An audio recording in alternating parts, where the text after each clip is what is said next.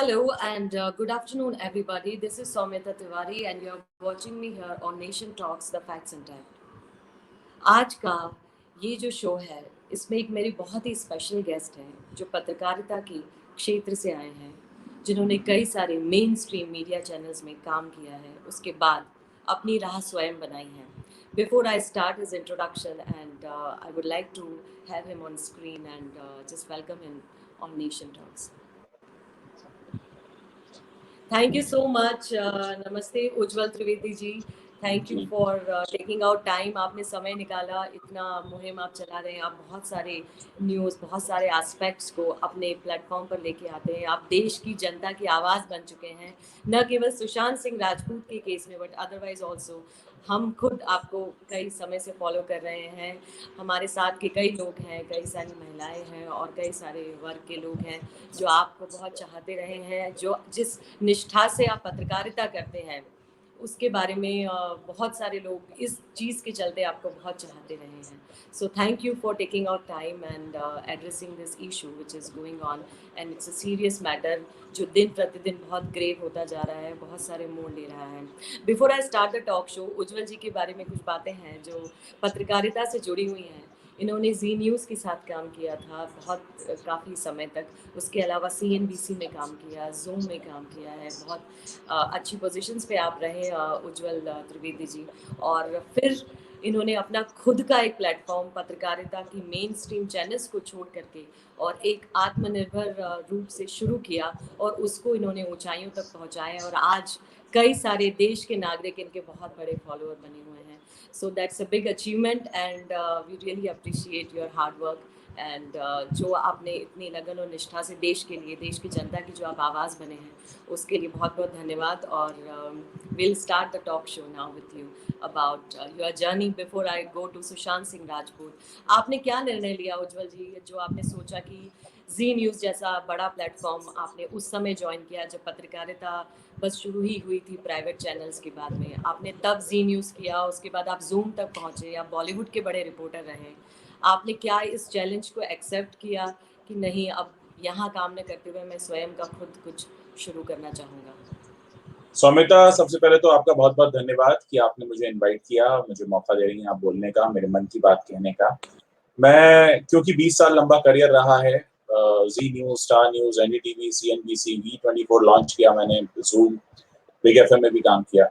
इतने लंबे सारे करियर में मैंने एक बात कॉमन देखी जो सब जगह थी कि आपको अगर अपने मन का काम करना है तो आप अपने मन का काम सिर्फ अपने वहां कर सकते हैं जहां पर आपका वो अपना प्लेटफॉर्म है जी. तो सबसे ज्यादा जरूरी ये हो जाता है कि आप अपने काम को लेकर आगे बढ़ रहे हो, जहां पर आप अपने हिसाब से स्टोरीज करें, अपने हिसाब से आप आवाज बने सकें. जी हाँ. और मुझे लगा कि ये तभी संभव हो सकता है जब मैं अपना खुद का कुछ शुरू करूं, क्योंकि लॉकडाउन था और मन में विचार आ ही रहे थे, जैसे हम सभी के मन में आ रहे थे कि क्या किया जाए, नया क्या कर सकते हैं. तो लॉकडाउन के दौरान मैंने मई मंथ में शुरू किया. असल में मेरा यूट्यूब चैनल पहले से एग्जिस्ट करता था, पर मैं क्योंकि पोइट्री करता रहा हूँ तो पोइट्री वगैरह के वीडियोस डालता था. कुछ मेरे पुराने इंटरव्यूज इसमें मैंने डाले हुए थे, लेकिन इतना एक्टिव नहीं था. 2011 का ये जो प्लेटफॉर्म था यूट्यूब का, इसे मैंने अभी लॉकडाउन के दौरान एक्टिव किया. और फेसबुक पेज मैंने हाल ही में शुरू किया, मई में जब यूट्यूब चैनल शुरू किया. मुझे लगा कि बहुत से लोगों को प्लेटफॉर्म नहीं मिलता है अपनी बात कहने का, और ये मुझे सबसे ज्यादा बात कब चुभी वो भी मैं आपको बताता हूँ. एक वेब शो आया था पाताल लोक के नाम से, और उस पाताल लोक नाम के वेब शो में नेपाली एक गाली दी गई थी, नेपाली शब्द के आगे एक गाली दी गई थी, और उस बात को लेकर हमारी गोरखा कम्युनिटी बहुत विरोध कर रही थी. मेरे पास भी बहुत सारे मैसेजेस आए, और उन मैसेजेस में एक दर्द ये था कि हमें कोई भी न्यूज चैनल, कोई भी न्यूज प्लेटफॉर्म हमें मौका ही नहीं दे रहा है अपनी बात कहने का.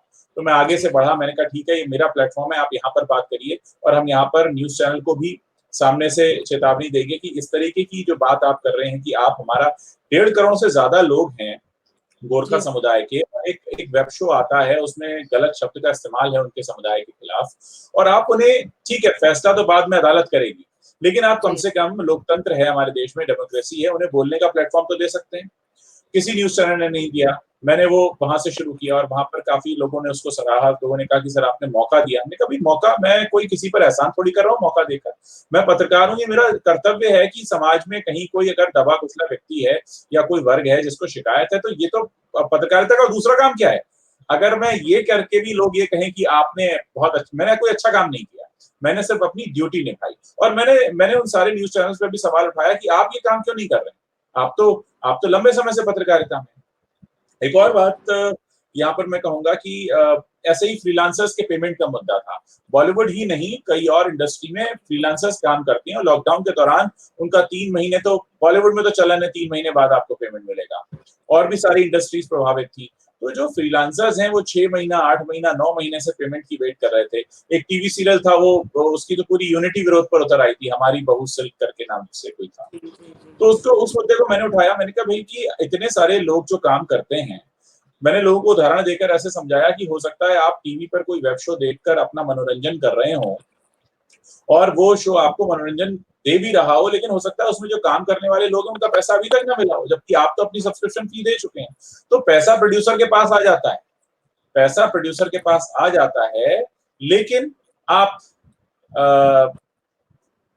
आगे पेमेंट करते ही नहीं। तो ये अपने आप में बहुत बड़ी बात है कि इस तरह से क्यों हो रहा है। तो ये वो सारे मुद्दे थे जो मैंने धीरे धीरे उठाए। हमारे उत्तर प्रदेश में मुरादाबाद में एक कोर्ट में मामला है सोनाक्षी सिन्हा के खिलाफ। उन्होंने कुछ उनसे 29 लाख रुपए ले लिए और फिर उन्होंने उसी दिन शो में आने से मना कर दिया। और बेचारे जो आयोजक थे उनकी तो इतनी बुरी हाल हो गई, उनको तो इतना बुरी तरह लोगों ने मारा पीटा कि उन्होंने कहा कि मैं आत्मदाह कर लूंगा। उसके बाद उनकी रिपोर्ट लिखी गई और फिर उनका पूरा मामला अदालत तक पहुंचा। तो वो बहुत परेशान थे कि मेरी बात कोई नहीं सुनता है, तो मैंने उनको मौका दिया। तो मैं यहाँ पे ये इसलिए नहीं गिना रहा हूँ कि मैं यहाँ पर मैं अपनी उपलब्धियां गिना रहा हूँ, मैं ये बता रहा हूँ कि मैंने वो किया जो मेरी ड्यूटी थी। और ये ड्यूटी बाकी समाचार चैनल या समाचार पत्र उतने अच्छे से नहीं निभा रहे थे, इसलिए मुझे जरूरत महसूस हुई कि सोशल मीडिया है, यहाँ जनता, मैंने अपना व्हाट्सएप नंबर भी ओपन किया हुआ है, मुझे हजारों व्हाट्सएप आते हैं रोज, लोग जगह जगह से भेजते हैं, कुछ लोग अपने वीडियोस भी भेजते हैं। तो सबसे बड़ी बात यह होती है कि क्यों हमें इस तरह से करना है, क्यों हम लोगों को मौका नहीं दे सकते, क्यों हम उन लोगों से बात नहीं कर सकते। एक सबसे बड़ी बात यहाँ पर यह हो जाती है कि आप अगर जर्नलिस्ट हैं तो किस बात के लिए जर्नलिस्ट हैं, आपकी पहली ड्यूटी क्या है, आपका पहला कर्तव्य क्या है। पहला आपका कर्तव्य होता है कि आप जो लोग परेशान हैं इस पूरे मामले में, अपनी जिनकी आवाज दबाई जा रही है, आप उनकी आवाज उठाएं, आप उनकी आवाज बनें। जनता की आवाज बनना सबसे ज्यादा जरूरी होता है। मुझे लगता है पहला कर्तव्य यही होता है, जनता की आवाज बनना। जब मैंने सुशांत मामले पे बात करना शुरू किया तो लोगों ने कहा तुम तटस्थ रहो, तटस्थ रह के पत्रकारिता करो। मैंने कहा तटस्थ रह के कोई पत्रकारिता नहीं होती है। जनता जो देख रही है, जो जानना चाहती है, जिसकी समस्याएं, क्या मैं सरकार का भोंपू बन जाऊं, या मैं पुलिस का भोंपू बन जाऊं, या मैं किसी पॉलिटिकल पार्टी का भोंपू बन जाऊं? अगर मुझे भोंपू नहीं बनना है, अगर मुझे भोंपू नहीं बनना है, तो मुझे सबसे पहली बात यह है कि उस पक्ष को सामने रखना होगा जिस पक्ष को सामने नहीं लाया जा रहा है।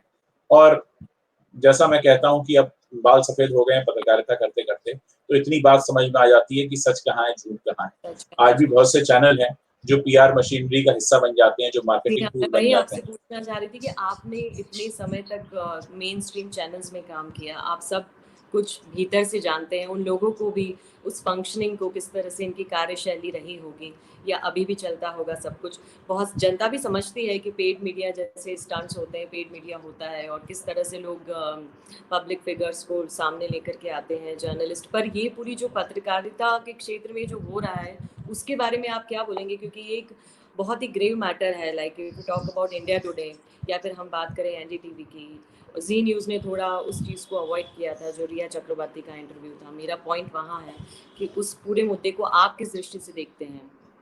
जी न्यूज पर सुधीर चौधरी जी ने एक बात कही थी, मैं उससे बिल्कुल इत्तेफाक रखता हूं, और यही वजह है कि मैं जी न्यूज पर हाल ही के दिनों में कई बार मैं उनके टॉक शोज में गया भी।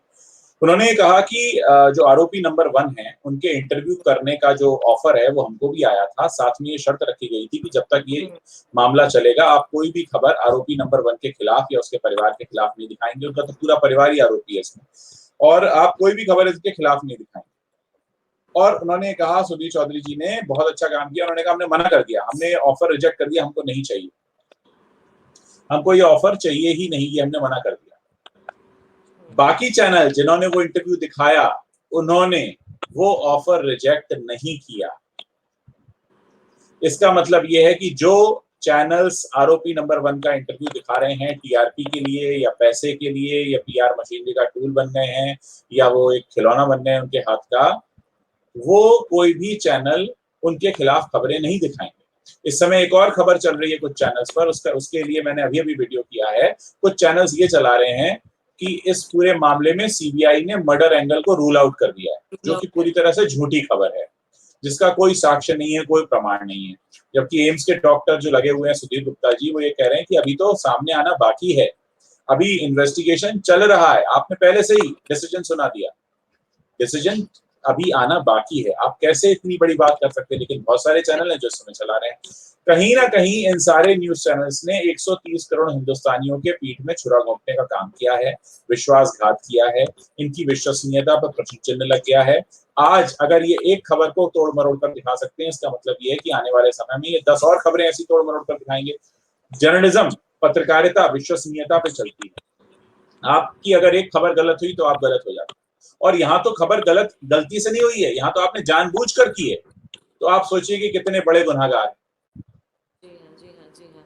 यही एक बहुत बात थी कि येलो जर्नलिज्म भी सुन रहे हैं, सब सुन रहे हैं, बट ये इन्होंने जिस हिसाब से इसको इतना तरीके से एवरी डे कुछ न कुछ आप अगर शाम को भी चीज़ों को एनालाइज करने बैठेंगे जो दिन भर हुआ है, तो सारे चैनल्स का अपना अपना अपना अपना एक अलग ही वक्तव्य निकल के आता है। तो जनता जो है ऐसे में ऐसा जर्नलिज्म, ऐसा जिसको बोलते हैं कि एक प्रतिनिधि चाहती है, जो रियल हो रहा है, वो तो कहीं से तथ्य निकल के आए, तो वो बिल्कुल ही पत्रकारिता जिसको कहते हैं कुछ, आई डोंट थिंक कि एक कोई दिशाहीन जिसको बोलते हैं या पैसों के लिए होता है paid media, that's all I can actually think of. So thank you for addressing this Ujjwal ji की जो पत्रकारिता में चल रहा है।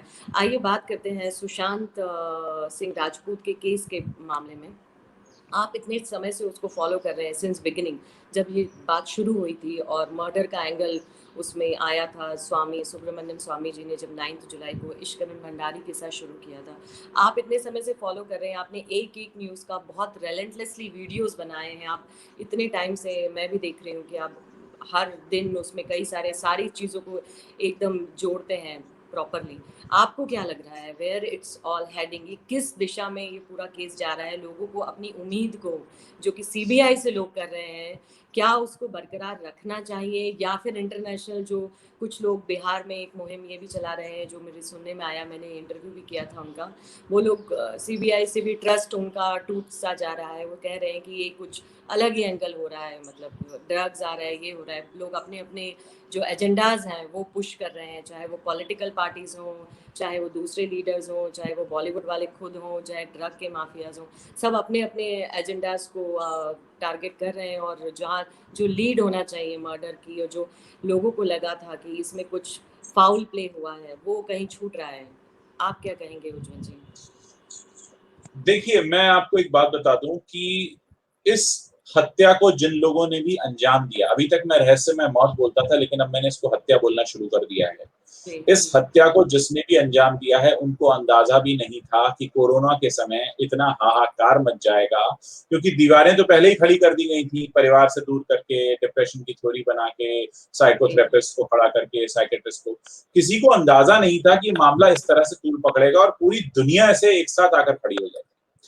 अब हुआ ये कि सबूतों के साथ तो जमकर खिलवाड़ हुआ, 1.5 महीने तक तमाशा चला है यहाँ पर। आदरणीय सुप्रीम कोर्ट ने भी यही कहा कि मुंबई पुलिस ने जो किया वो इन्वेस्टिगेशन नहीं था, वो इंक्वायरी थी, क्योंकि केस तो रजिस्टर ही नहीं हुआ। तो आपने देखा कि 1.5 महीने सबूतों से छेड़छाड़ हुई, व्हाइट वॉश करा दिया गया घर को सील नहीं किया गया, और उसमें जाकर रिपोर्टर्स को भी परमिशन दे दी गई कि आप जाकर वॉक थ्रू पीटीसीज कीजिए और जाकर खूब अच्छे से वहां पे कवर करिए, यहाँ तो मेला लग रहा है। इस सब में क्या हुआ कि सबूत तो रखे नहीं गए, सबूतों के साथ तो जमकर खिलवाड़ हुआ, फॉरेंसिक एक्सपर्ट भी तीसरे दिन गए थे। इन सारी बातों के बीच में अब जब बिहार पुलिस आई तो उसको काम करने नहीं दिया गया, उनको क्वारंटीन कर दिया। घटना होने के करीब 1.5 से पौने 2 महीने बाद आती है सीबीआई, और सीबीआई ने 10 दिन में जो किया है वो भी कमाल है, सैल्यूट है कि सीबीआई आती है, ईडी आती है। ईडी मनी लॉन्ड्रिंग की जांच कर रही थी। किसको पता था कि ईडी जो मनी लॉन्ड्रिंग की जांच कर रही है उसमें ड्रग का एंगल निकल कर आ जाएगा। वो तो चैट ढूंढ रहे थे कि पैसे का खिलवाड़ क्या हुआ, यहाँ तो नशा चल रहा था। अब ऐसे में अगर नशे को लेकर आती हैं खबरें, तो या जो भी जांच पड़ताल में आया, तो उनका ये पहला कर्तव्य था कि वो एनसीबी को बताएं, और उन्होंने एनसीबी को बताया। एनसीबी ने पहली गिरफ्तारी की। आप सोचिए, कौन सोच सकता था सुशांत सिंह राजपूत मामले में पहली गिरफ्तारी एनसीबी करेगा और ड्रग एंगल निकल कर आएगा, और ड्रग एंगल भी ऐसा कि शौविक चक्रवर्ती ड्रग किससे लेता था, फिर शौविक चक्रवर्ती अपने फादर के लिए ड्रग अरेंज करता था, फिर शौविक चक्रवर्ती सैमुअल मिरांडा के थ्रू ड्रग मंगाता था। सैमुअल मिरांडा कौन है? जो सुशांत सिंह राजपूत के घर में काम करता था। तो ये सारी बातें जो निकल कर आई हैं, जो लोग भी सीबीआई पर भरोसा नहीं कर रहे हैं, मैं उनके लिए एक ही बात कहूंगा कि अगर आप सीबीआई पर भरोसा नहीं कर सकते तो फिर आपके लिए मेरे पास कोई इलाज नहीं, क्योंकि सीबीआई पर भरोसा आपको करना पड़ेगा। आप खुद तो सीबीआई नहीं है, पुलिस तो देख लिया आपने क्या किया। अब सीबीआई पर भी भरोसा नहीं है तो आप फिर नेक्स्ट क्या, आप अगर सीबीआई बंद कर दे जांच करना, तो मैं उन लोगों से सीधा बोल रहा हूं कि सीबीआई पर भरोसा करना पड़ेगा। अगर आप अपने भरोसे को एक जगह टिकाकर नहीं रख सकते, अगर आप अपने विश्वास को एक साथ लेकर नहीं चल सकते, तो फिर आपका इलाज भी नहीं हो सकता। अगर एक एजेंसी इतने अच्छे से जांच कर रही है, इतने सारे नए एंगल निकल कर आए हैं, उनको वक्त लगेगा, ये बहुत बड़ा मामला है। और अगर लोग सोच रहे हो 10-15 दिन में कुछ आउटकम आ जाएगा, तो नहीं आएगा। अगर आप ऐसी कुछ सोच रहे हो तो फिल्म नहीं चल रही है। यहाँ असल में एक व्यक्ति ने अपनी जान गंवा दी है, जिसके जान गंवाने का कारण अभी तक किसी को पता नहीं है। एक परिवार बिखर चुका है उसकी वजह से, और उसको लेकर जिस तरीके से अभी मीडिया का भी जो पूरी भूमिका है, वो भी सवालों के घेरे में है। तो ऐसे में इंसान ही इंसान के काम आता है, इसलिए आम लोगों को ही ऐसे में थोड़ी सी अपनी सूझबूझ का दिखावा करना होगा कि किस तरह से सूझबूझ से काम लिया जाता है। मीडिया ने तो अपनी भूमिका पहले दिन से स्पष्ट कर दी, पहले तो इस मामले को कवर ही नहीं किया। सोशल मीडिया पर जब बहुत हाहाकार मचा, उसके बाद 1 महीने बाद जुलाई के 2-3 वीक से मीडिया आई है, वो भी तब जब कंगना जी आ गई, उन्होंने इतना कुछ बोला। तो जब हम देख रहे हैं कि जनता के कहने पर ही सब हो रहा है, जनता की वजह से सब हो रहा है, बहुत बड़ी जीत है जनता की। अब इस जीत के बाद इसको मिट्टी में मत मिलाइए, सीबीआई पर भरोसा रखिए। अगर आप सीबीआई पर भी शक करेंगे, फिर आप किसको बुलाएंगे? फिर तो कोई नहीं आएगा। फिर सीबीआई ये केस बंद कर दे, जांच ना हो। इतनी लड़ाई जो लड़ी सीबीआई को लाने की, आज आपको देखिए, कुछ लोग ऐसे हैं जिन्होंने अपने दिमाग में एक पिक्चर सोच ली, उनको वैसी ही कहानी चाहिए। कि मैं फिर से कहूंगा, ये कोई फिल्म नहीं है, ये असल जिंदगी में हो रहा है किसी के साथ। किसी की जिंदगी चली गई, उसके बाद आप लोगों को एहसास हुआ कि हाँ, आम जन लोग अगर एक साथ खड़े हो जाते हैं, आम जनता, तो कितनी ताकत होती है। आज आप लोगों की ताकत है, हम सब आम जनता की ताकत है कि आज सीबीआई को आना पड़ा, सुप्रीम कोर्ट को दखल देना पड़ा, एनसीबी जांच कर रही है, ईडी जांच कर रही है। ये सब किसकी वजह से हुआ है? ये सब जनता की वजह से हुआ है। और मैं ऐसे मीडिया चैनल से भी सवाल पूछना चाहता हूं कि क्या आप सीबीआई को कटघरे में खड़ा कर रहे हैं? क्या आप पूरी आम जनता को, जो आम जनता इतने सब करती रही, इतनी कोशिशें करती रही, क्या आप उस पर भी सवाल उठा रहे हैं? तो फिर तो आपकी भूमिका ही संदिग्ध हो जाती है, मीडिया के न्यूज चैनल्स की, जो इस तरह से पक्षपात कर रहे हैं। बहुत जरूरी है सीबीआई पर भरोसा करना, थोड़ा सा वक्त देना होगा, और बहुत सी कुछ चीजें निकल कर आएंगी, और मुझे पूरा विश्वास है कि ये इसका जो सुराग है वो हमको मिलेगा बहुत जल्द। जी हाँ, जी हाँ। ये बहुत एक महत्वपूर्ण एंगल था जो मुझे आपसे बात करनी थी इस बारे में, और इसके अतिरिक्त कुछ जो चीज़ें हैं वो सुशांत से रिलेटेड है। आपका एक कैंपेन जो आप रन कर रहे हैं, फ्लैग फॉर एसएसआर हैशटैग, उसके बारे में आप बताएंगे? आपने क्या उसके विषय में सोच के आपने वो डिज़ाइन किया है, और लोग उसमें कैसे जुड़ सकते हैं 14 तारीख को जो है? देखिए, ये कैंपेन मेरा नहीं है, ये कैंपेन राजपूत फैमिली का है, मैं उनको सपोर्ट कर रहा हूँ। और ये कैंपेन एक, अभी तक तो हमने देखा कि डिजिटल मीडियम पर प्रोटेस्ट कैंपेन हुए जब तक सीबीआई नहीं आई थी। ये डिजिटल सपोर्ट कैंपेन है, हैशटैग फ्लैग फॉर एसएसआर। इसमें हम 150 से ज्यादा देशों के लोगों को हमने देखा कि वो इसमें न्याय चाहते हैं, इंसाफ चाहते हैं। खुद ही करीब 50 से ज्यादा देशों से मैसेज तो मेरे पास आते हैं रोजाना, क्योंकि मेरा व्हाट्सएप नंबर ओपन है। वो लोग मुझे मैसेजेस भेजते हैं, जहां जहां भारतीय रहते हैं। कुछ ऐसे भी लोग हैं जो भारतीय नहीं है और उन्होंने हिंदी सीखी है, और वो हिंदी में भी मैसेज टाइप करके भेजते हैं, मैं आपको बता रहा हूँ। तो ऐसे लोगों से हमने एक आह्वान किया है कि आइए हम सब साथ खड़े हों 14 सितंबर को 2020 को, एक साथ खड़े हों, और इंस्टाग्राम हो, ट्विटर हो या फेसबुक हो, वहां पर अपने पिक्चर पोस्ट करें अपने झंडे के साथ, हम जिस भी देश में रहते हैं उसके झंडे के साथ, या जिस देश के नागरिक हैं, और ये बताएं कि हमारा देश इस पूरे मामले में न्याय चाहता है और इस पूरे मामले में न्याय दिलाने के लिए कटिबद्ध है। हमने प्रण किया हुआ है कि हम सुशांत सिंह राजपूत को न्याय दिलाकर रहेंगे। तो एक तरह का ये डिजिटल सपोर्ट कैंपेन है, जिसमें हम ये बता रहे हैं कि पूरी दुनिया इस मामले पर एक साथ आकर खड़ी हो गई। जी हाँ, बिल्कुल। हम सब आपके साथ हैं उज्जवल जी इस पूरे कैंपेन में, और कोशिश करेंगे ज़्यादा से ज़्यादा लोगों तक भी पहुँचे ये पूरी मुहिम, आपकी, श्वेता जी की, उनकी पूरी फैमिली की, सुशांत जी की।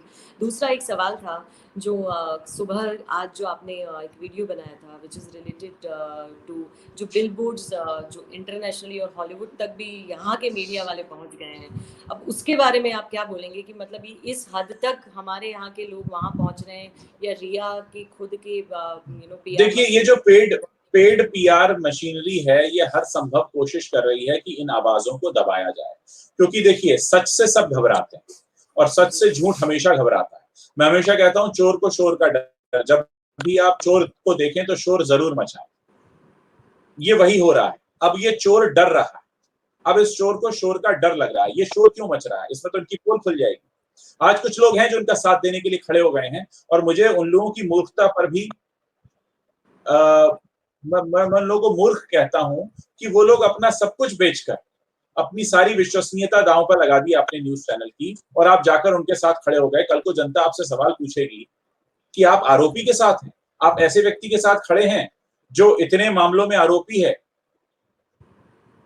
और दुनिया के ज्यादातर देशों में इस समय लोकतंत्र है और हम सब फ्रीडम ऑफ स्पीच का समर्थन करते हैं। अगर हमारे समाज में एक अपराध हुआ और हमारे समाज की जनता उस अपराध की जांच एजेंसी से संतुष्ट नहीं है, तो जनता को पूरा अधिकार है कि इसकी जांच किसी और एजेंसी से कराई जाए। इसमें ऐसे लोग जो कह रहे थे कि हम सीबीआई जांच नहीं होने देंगे, उनकी विश्वसनीयता पर संदेह है। क्यों नहीं होने देंगे? क्या आप इसमें शामिल हैं, या कोई आपका सगा संबंधी इसमें शामिल है? क्यों आपको ऐसा लगता है कि नहीं होना चाहिए? पहली बात। दूसरी बात, आज अगर आम जनता इसमें न्याय चाहती है, इसका इसका इसका दूसरा पक्ष क्या हो सकता है? समाज में अपराध हुआ है, इस बात से कोई नकार नहीं रहा है। अपराध हुआ है तो उसकी जांच होनी चाहिए, और जांच से अगर संतुष्ट नहीं है तो उसकी नेक्स्ट लेवल जांच होनी चाहिए। और कुछ लोग हैं जो इनके साथ आकर खड़े हो गए हैं, अब वो हॉलीवुड तक पहुंच गए हैं, अब वो वहां भी पोस्टर नहीं लगने देंगे कि आपको कल को कहेंगे सांस भी लेना बंद कर दो, क्योंकि आपने सांस क्यों ली, आपने हमारे हिसाब से सांस लेना चाहिए था। तो ये तो वो बात हो गई ना। जी जी। उज्जवल जी, इसी से जुड़ा हुआ एक और प्रश्न है जो बॉलीवुड, चूंकि आपने बॉलीवुड के साथ भी आपने काफ़ी रिपोर्टिंग्स कई चैनल्स में किया था, आप बताइए कि ये जो लॉबीज़ हैं जो कि जो मेन इसमें जो प्राइम सस्पेक्ट है अभी जिनके ऊपर बात हुई, हमने रिया चक्रवर्ती की बात की, उनके साथ में भी खड़े होके कई सारी सेलिब्रिटीज़ हैं जो सपोर्ट दे रही हैं। बहुत सारे विद्या बालन हो गई, तापसी पन्नू हैं, कंगना रनौत के अलावा बहुत सारे लोग हैं, शायद उनका अपना लॉबी से, तो हाउ दे आर, मतलब इस पूरी बात पे आप क्या बोलेंगे कि ये विभाजित तो है, ये सब समझ रहे हैं, बस बट इस हद तक है, जबकि ड्रग का एंगल सामने आ गया है, लोगों को नाम बोला जा रहा है, फिर भी ये लोग, अभी कल या परसों की शायद ये घटना है जहाँ विद्या बालन ने और शिवानी दांडेकर जो फरहान अख्तर की गर्लफ्रेंड है, और वो भी क्लोजली कनेक्टेड ही होंगे, आप क्या बोलेंगे? आपने इन लोगों के साथ भी काफ़ी समय में तक रिपोर्टिंग भी की थी जब आप मेन स्ट्रीम में थे, you know them like internally also to extend. जब कल कंगना जी का ट्वीट आया जिसमें उन्होंने साफ कहा कि आप अपना ब्लड सैंपल दीजिए, उन्होंने रणवीर कपूर, रणवीर सिंह और विकी कौशल से कहा, वो अपने आप में बहुत बड़ी बात थी। देखिए सौमिता, यहाँ पर मैं एक पत्रकार के तौर पर बोलूं, उससे कहीं बड़ी बात है कि उन्हीं की फ्रेटर्निटी से आने वाली कंगना रनौत अगर सोशल मीडिया पर आकर साफ साफ लिखती हैं कि रणबीर कपूर, रणवीर सिंह और विकी कौशल आप अपने ब्लड सैंपल दीजिए और साबित कीजिए कि आप असली हैं, कि आप नशे से दूर रहते हैं, तो कितना बड़ा सबूत है ये अपने आप में। इसके बाद कोई प्रश्न नहीं रह जाता, इसके बाद कोई सवाल नहीं रह जाता। अब मैं आपके सवाल पर आता हूं कि इनको सपोर्ट करने के लिए जो लोग आकर खड़े हुए हैं, मैं इन लोगों से पहला सवाल ये पूछता हूं कि इनको ये हमदर्दी उस वक्त दिखानी चाहिए थी जब सुशांत सिंह राजपूत के साथ ये हुआ। ये लोग उस वक्त कहां थे जब सुशांत सिंह राजपूत का मजाक उड़ाया जाता था कॉफी वाले शो में या किसी अवार्ड शो में? ये आज जो आकर खड़े हुए हैं, ये इसलिए आकर खड़े हुए हैं क्योंकि कहीं ना कहीं इनकी भी पोल खुल सकती है, और जितने लोग आकर खड़े हो रहे हैं मुझे लगता है कि इनको भी अपना ब्लड सैंपल देना चाहिए।